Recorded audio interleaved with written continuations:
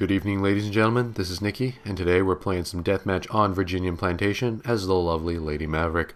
Let's do this. Your objective is to find and kill assigned targets. Avoid being killed by other players. And we're going to start off the game with a little more Ubisoft shenanigans. I don't see how they didn't figure that out from Revelations Deathmatch.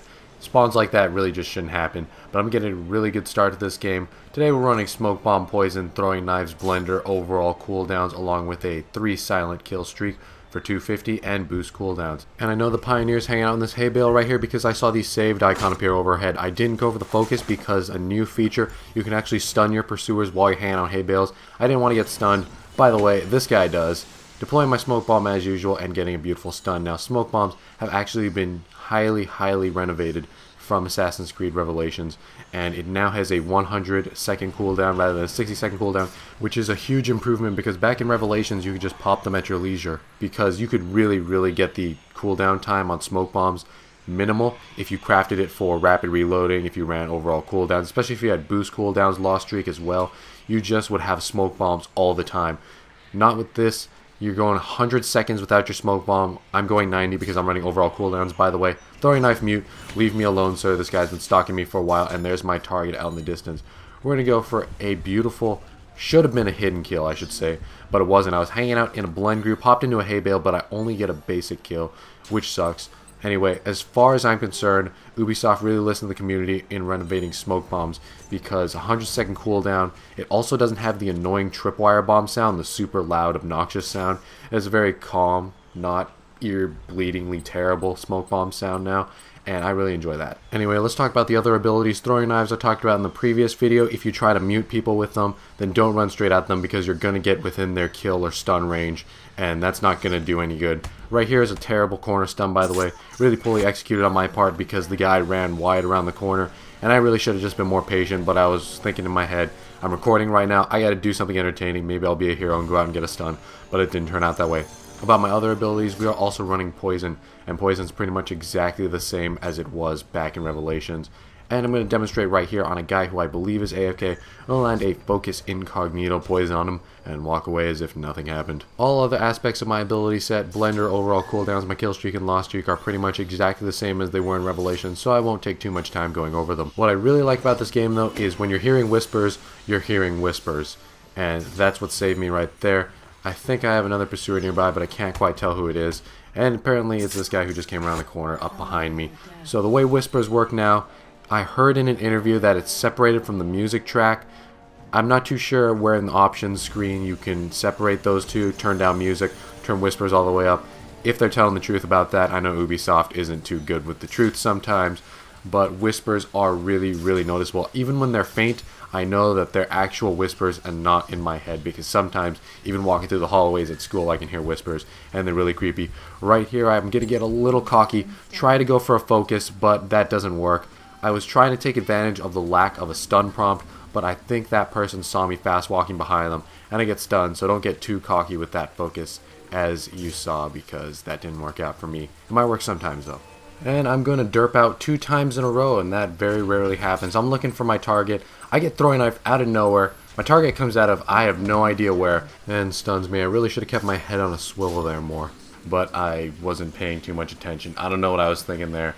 I was really having a hard time trying to find who specifically threw the knives at me, and I didn't think to look behind me. Gonna get a stun on a guy who I believe is AFK and is just gonna stand there for the rest of the game.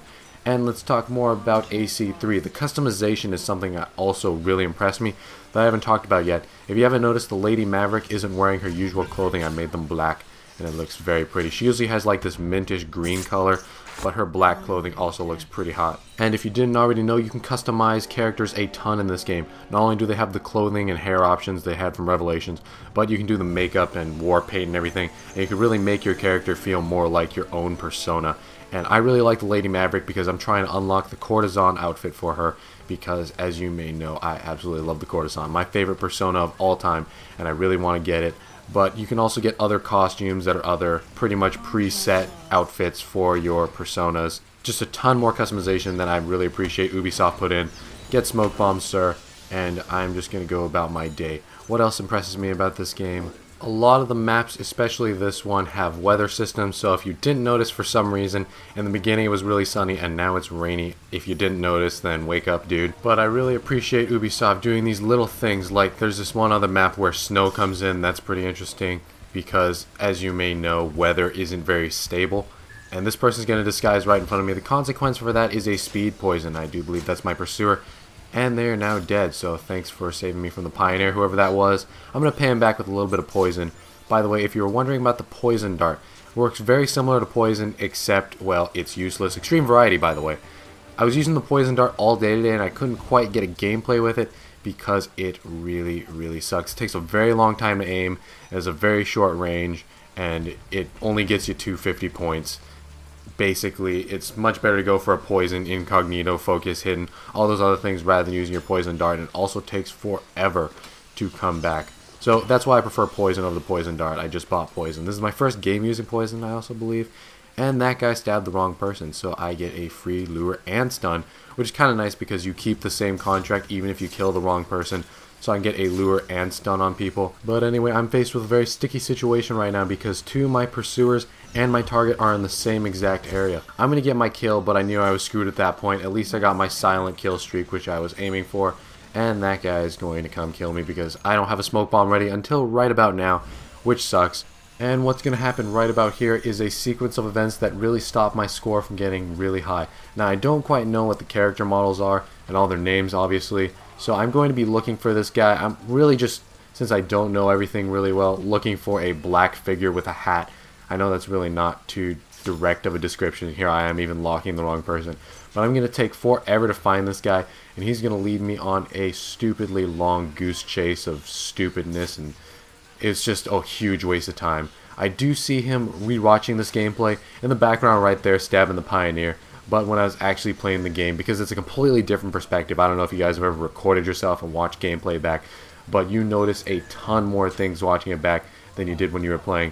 And this guy is just going to run all over the map. At a certain point, I'm just going to get tired. He's going to double back to our right and try to get away. Right here, I'm trying to get an aerial, but I'm not getting any square button. And he's going to run up this way, back the other way, and in a few seconds, I'm going to throw a throwing knife at him. But I'm going to think he has an ability ready, something like a smoke bomb. I just assume that players are good sometimes, or sometimes I assume they're really bad. In this case, I assumed he was really good. I thought he had an ability ready, so I didn't go directly for the kill, and that was terrible. I'm just making some terrible assumptions this game, because earlier I got stunned trying to get a focus because I thought they were stupid. Right there, I missed an opportunity to land a kill because I thought this guy was actually smart. I should have known better because he is going to be running absolutely everywhere, and I don't want to go in for a 100-point kill because that's just terrible. It breaks my heart whenever I see someone land a 100-point kill. And unfortunately, two of my pursuers are nearby. The Whispers are getting a little stronger, and this guy won't stop running around. I don't have another throwing knife ready, and I'm going to get killed.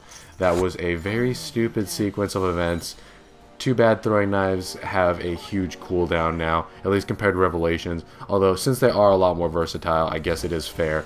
But bottom line, don't run all over the map like that because it irritates me. Although it is kind of my fault because I know Ubisoft added in the third ability. I just used my throwing knives pretty poorly, but Ubisoft added in the third ability to help people interact and kill or stun players who like to run around a ton or keep their distances from people who are going after them. And I just didn't use my third ability very correctly right there. That's why they're all ranged abilities though, so you can deal with people who are complete idiots. And speaking of which, I'm going to not go for a very stealthy poison right here. I'm just going to go in for a quick one because I need as many points as possible, and I'm not going to follow that guy around for the last minute of the game, waiting, and even if he runs around again, that's going to be a huge waste of time. Going in for a speed poison, which I like to do sometimes. I'm going to pop a smoke bomb right here. I knew that the Pioneer recently killed an NPC, so they don't have me as a target right now. They can't kill me, but I didn't want to take any chances. Going to play it safe, pop a smoke bomb.